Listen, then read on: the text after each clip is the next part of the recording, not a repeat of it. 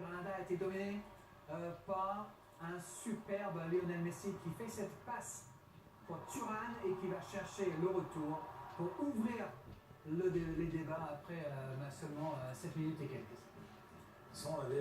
On avait espéré pour Barcelone, pour être tranquille, de marquer rapidement. Après 8 minutes de jeu, il menait déjà 1-0. Après 13 minutes, il menait 2-0. C'est vrai que quand tu joues une des dernières équipes du classement, quand tu mènes 2-0 très rapidement, après ça peut être très très facile. Mais on a vu une équipe de Barcelone aujourd'hui qui a cherché à continuer à jouer. Mais on a sorti des joueurs qui se faisaient plaisir, surtout un Suarez qui était altruiste aujourd'hui, qui ne pensait qu'à faire jouer les autres. Neymar qui a retrouvé un petit peu de sensation, qui pareil lui aussi voulait essayer de faire jouer les autres. Et ce trio il est de plus en plus magique parce qu'on sent que non seulement il y a une complémentarité, il y a une complicité, et puis voilà, ils se font plaisir. Pour ce premier but, le deuxième but, ça commence avec Neymar qui donne le ballon à Suarez, qui donne le ballon à Messi, et hop, 2-0. Ah, là, Suarez, on peut imaginer tout, mais il y aurait quelques années, enfin, je dirais même pas quelques années, mais 1 ou 2 ans, il aurait cherché à faire la brouille. Là, il voit Messi qui s'engage, il a juste qu'à la remettre. Faut-il encore la remettre comme il faut, et il la remet bien dans la course de Messi. Ouais, c'est un but qui est franchement superbe. Superbe but, et ça fait 2 pour Messi. Le troisième but va être signé à l'Argentin aussi.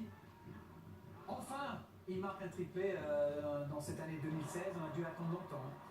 Le passe du poteau, selon Benjamin Da Silva tout à l'heure, c'est vrai que tout souriait pour l'Argentin cet après-midi. Non, mais c'est pas le fait que tout sourit, c'est qu'ils sont 4 quand même, ils sont 4 autour de lui, il arrive quand même à le reprendre, il a mis de la pointe du pied dans la lucarne, un petit peu dévié, le poteau qui vient s'en mêler. Voilà, c'est la chance, ça se fait tourner aussi. Et Messi aujourd'hui il était encore sur un nuage comme d'habitude, je dirais.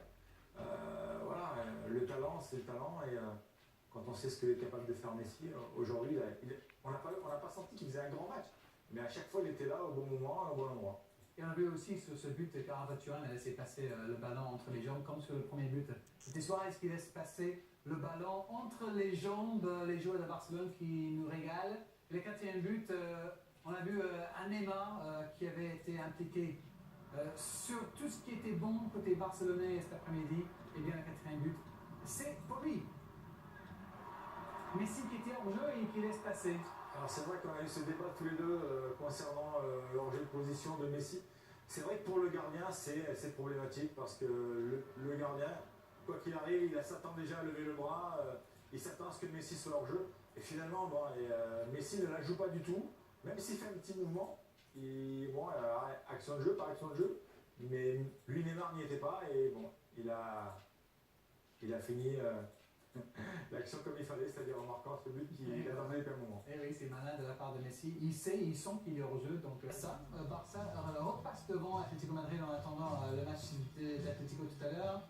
Et donc Barça est en tête de ce classement espagnol en attendant le match tout à l'heure de Real Madrid contre Deportivo La Coruña. Granada, la 17e place avec 17 points après 19 matchs joués.